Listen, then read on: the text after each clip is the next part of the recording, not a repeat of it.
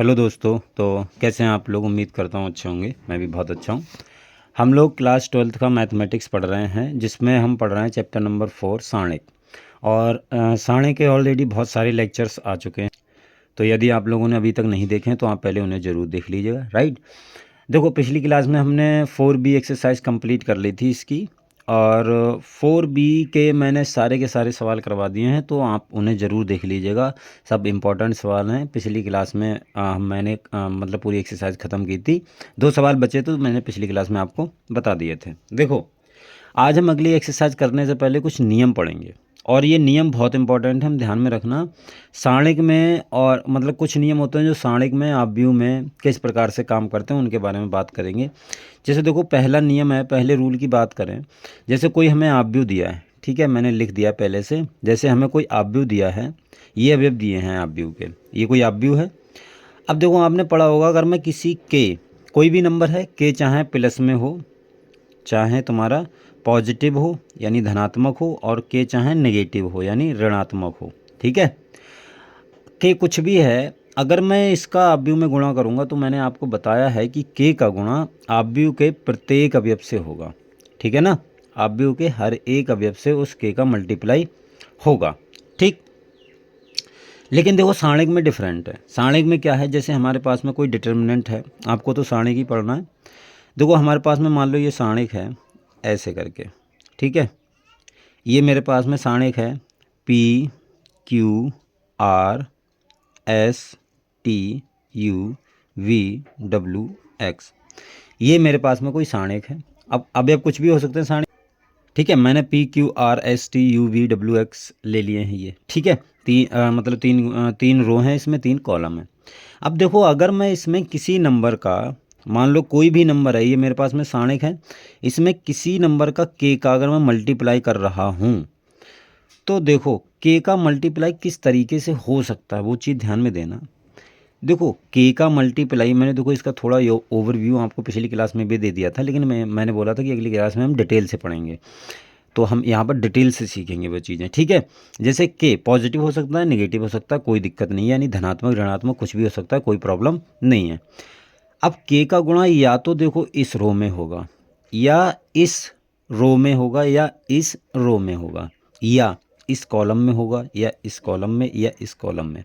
कहने का मतलब है किसी एक रो या किसी एक कॉलम में ही होगा इसका गुणा, इसके प्रत्येक अवयव से नहीं होगा। जैसे आव्यूह में होता है ना, हर एक अवयव से गुणा करा दिया, डिटरमिनेंट में वैसा नहीं है। तो देखो कितनी तरीके से ये गुणा कर सकते हैं। तो मान लो पहले रो में हो गया, तो ये हो गया KP, KQ और KR, ठीक है। KP मतलब कमला पसंद नहीं है, ठीक है। KP का मतलब ये अवयव है कोई, ठीक है, नॉट कमला पसंद, राइट। ऐसे हो सकता है। बाकी सब अवयव तुम ऐसे ही लिख दो, बाकी क्या करो आप, ऐसे ही सब लिख दो। ये सारणिक का रूल है। देखो, इस तरीके से गुणा हो सकता है। अब मैं आपको बता दूं, मैंने लिख दिया, खाली में टाइम आपका वेस्ट होता। देखो, के का गुणा हमने पहले कॉलम से कर सकते हैं, बाकी आप एंट्री ऐसी रखो, ऐसे हो सकता है, ये भी तरीका है। दूसरा, आप क्या करो, पहले रो को ऐसा ही रखो, दूसरे रो में कर दो, दूसरे रो के जिस रो में कर रहे हैं उसके हर एक अवयव से होगा, ये ध्यान रखना। इसमें हो गया, बाकी दोनों रो वैसे ही छोड़ दिए, ऐसा भी हो सकता है, ठीक है। दूसरा, जैसे PQRSTU, ये मैंने दोनों ऊपर के छोड़ दिए, इसमें कर दो, तो रो में इस प्रकार से हो सकता है किसी के का गुणा सारणिक में। अगर आप रो में नहीं करना चाहते तो कॉलम, मान लो मैंने पहले कॉलम में कर दिया, बाकी कॉलम दोनों ऐसे ही छोड़ दिए, ऐसे भी हो सकता है। दूसरे कॉलम में कर सकते हैं, बाकी दोनों कॉलम ऐसे ही छोड़ दिए, पहले के दोनों कॉलम छोड़ दो, तीसरे के कॉलम में कर दो। मेरे ख्याल से समझ में आ गया होगा कि किसी भी, अगर हम कांस्टेंट का कोई भी, मतलब मान लो हमारे पास में कोई भी नंबर है, चाहे प्लस में हो चाहे माइनस में हो, अगर उसका गुणा सारणिक में कर रहे हैं, तो वो सारणिक के किसी एक रो से होगा, यानी एक पंक्ति से हो सकता है, या अथवा एक तुम्हारे स्तंभ से हो सकता है, ठीक है। हर एक जैसे आव्यूह में करते हैं वैसा नहीं होगा। ये रूल नंबर फर्स्ट है सारणिक के लिए, ठीक है, ध्यान में रखना। रूल नंबर 1 सारणिक में, ये बहुत काम की चीज़ें, बहुत काम की चीज़ है ये। अगली एक्सरसाइज में भर भर के आपको पता भी चलेगा, राइट। चलिए देखो, दूसरा रूल देखते हैं। दूसरा रूल, जैसे रूल नंबर 2, ठीक है, रूल नंबर 2, आपने आप व्यू में पढ़ा होगा, जैसे मेरे पास में मान लो ये आप व्यू है कोई दिया हुआ। देखो आप व्यू मैं साथ में इसलिए लेके चल रहा हूँ ताकि आपको और अच्छे से क्लियर हो। ये दिया है 4 2 8 और ये मान लो ये है तुम्हारे पास में 12 10 और 6 और ये है 8 है, ये 12 है, ये 14। ये मान लो आप व्यू है। अगर मैं कोई सा अवयव इसमें से कॉमन लेता हूँ तो आपको पता है कि कोई सा भी अवयव अगर आप बाहर निकालते हैं तो वो आप व्यू के प्रत्येक अवयव से निकल के आता है। अगर मैं 2 को बाहर निकाल लूँ, देखो तो यहाँ से 2 जाएगा तो 2, यहाँ से 1, यहाँ से 4, ठीक है ना, और यहाँ से 6, यहाँ से 5, यहाँ से 3 और ये 4 6 7। तो ये होगा, ये आपने पढ़ा भी होगा, सिंपल। लेकिन आप व्यू में ऐसा नहीं होता है।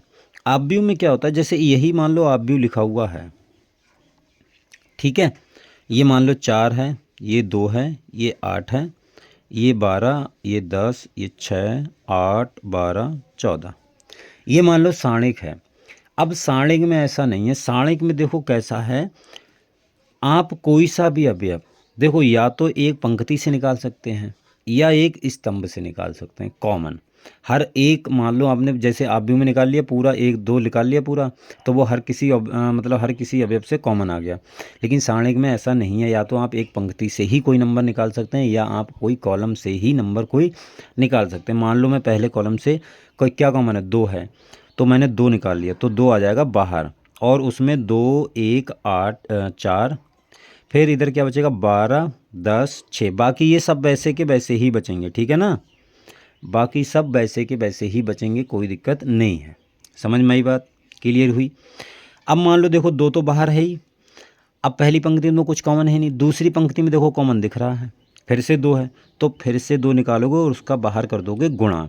ये मैंने आपको थोड़ा सा हिंट पिछली क्लास में भी दिया था। तो इसमें से देखो बाकी सब, बाकी उसमें कोई फ़र्क नहीं पड़ेगा, चाहे कॉलम हो चाहे रो हो। आप जिस कॉलम या जिस रो से निकाल रहे हैं कोई अवयव, सिर्फ और सिर्फ उसी को आपको देखना है, बाकी किसी को नहीं देखना है। बाकी कोई से कॉलम या रो में चेंज आपको नहीं करना है, एज इट इज़ वैसे ही लिख देना है, राइट। चलिए इसमें मान लो मुझे 2 निकालना है, तो ये कितना आ जाएगा 6 5 3। बाकी तीसरा वैसा का वैसा ही लिख दो, इसमें कुछ छेड़छानी नहीं करनी है, ठीक है। तो ये 2 बाहर निकल के आ गया। अब मान लो देखो इसमें कुछ कॉमन नहीं, इसमें कुछ कॉमन नहीं, मान लो इसमें कुछ कॉमन है, इसमें कुछ कॉमन है, देखो 2 है फिर से, तो 2 गुणा 2 गुणा 2 फिर से निकाल लो बाहर, 2 को बाहर लिख दो, क्लियर। तो ऊपर देखो 2 1 4 वैसे ही हो जाएगा, उसमें कोई चेंज नहीं होगा, ना दूसरे वाले में कोई चेंज होगा तीसरे वाले में। ये हो गया 4, ये हो गया 6, ये हो गया 7। समझ में आई बात। ये तुम्हारे पास में नियम है सारणिक का। अब देखो यहाँ पर एक चीज़ और है, जैसे ये तो मान लो 2 चौक 8 हो गया। अब देखो अगर आप कॉलम की बात करें तो इसमें कुछ कॉमन नहीं है, इसमें कुछ कॉमन नहीं, लेकिन इसमें देखो कॉमन है, इसमें फिर से 2 कॉमन है, तो ये भी आप निकाल सकते हैं। मेरे कहने का मतलब ये है, आप समझ पा रहे हैं ना, कि कॉमन हम किसी एक कॉलम या किसी एक रो से ही लेंगे, ठीक है। और जितनी बार कॉमन आएगा उसको अलग अलग लिखेंगे। जैसे यहाँ पर पहली रो में से 2 कॉमन आया लिख दिया, दूसरी में से 2 कॉमन आया लिख दिया गुणा में, तीसरी में से 2 कॉलम आया लिख दिया, 2 मतलब कॉमन आया लिख दिया। अब ये जो मैट्रिक्स, ये जो डिटर्मिनेंट बचा है, इसमें भी देखो पहले कॉलम में से, ठीक है, पहले कॉलम में से ये हमारा 2 कॉमन है, तो इसको भी बाहर निकाल सकते हो, इसका इनसे गुणा कर सकते हैं, मतलब कर देंगे गुणा। ये 8 है, 2 और निकलेगा कितना हो जाएगा 16, इधर लिख दे रहा हूँ, ठीक है। तो ये फाइनली देखो कितना बचा, यहाँ पर देखो इसमें आप चेंज करना 1 3 2, बाकी सब वैसे लिख दो 1 5 7, उन पर कोई फ़र्क नहीं पड़ेगा, ठीक है ना। तो इस प्रकार से इसको हल करते हैं। इसका जनरल रूप भी है, समझ में आई बात, इसका जनरल रूप भी है। देखो जनरल रूप कैसा है इसका, वो ध्यान में समझो। देखो जनरल, जैसे हमारे पास में ये सारणिक दिया है, ये कोई सारणिक दिया है, ठीक है, तो मैंने अभी जैसा आपको बताया वैसा ही करो। पहले में से देखो, पहले रो में से m कॉमन दिख रहा है तो m को बाहर निकाल लो, ठीक। और दूसरे में से n कॉमन दिख रहा है तो n को बाहर निकाल लो, तीसरे में से l कॉमन दिख रहा है तो l को बाहर निकाल लो। मैंने एक ही लाइन में निकाल लिया, आप अलग अलग लाइन में निकालना, ठीक है। तो ये क्या हो जाएगा, P Q R S T U V W X। I hope समझ में आ गया होगा, ठीक है। तो इसको आप आसानी से ऐसे लिख सकते हो, M N L, ये सारणी का रूल होता है, रूल नंबर सेकेंड। क्लियर? ये मैंने जनरल तरीके से लिख दिया है, बुक में होगा ऐसे ही होगा, आप ध्यान से इसको पढ़ लेना। ठीक है, समझ में आई बात? ये रूल नंबर सेकेंड है। क्लियर? इसी प्रकार से देखो और भी रूल हैं। रूल नंबर 3 जो है वो हम कल पढ़ेंगे। आज आप रूल सेकंड तक इसको कंप्लीट कीजिएगा आराम से, कोई दिक्कत नहीं है। इसको आप, आई होप आपको समझ में आ गया होगा, कोई दिक्कत परेशानी नहीं होगी। फिलहाल जो पिछले के लेक्चर हैं उन्हें आप ज़रूर देख लीजिएगा, ठीक है, वरना हो सकता है कि अगले समझने में चीज़ें, जो नई नई चीज़ें हैं उनको समझने में आपको कठिनाई हो। ठीक, चलिए फिर आज के लिए इतना रखते हैं, मिलते हैं अगली वीडियो में, तब तक के लिए बाय।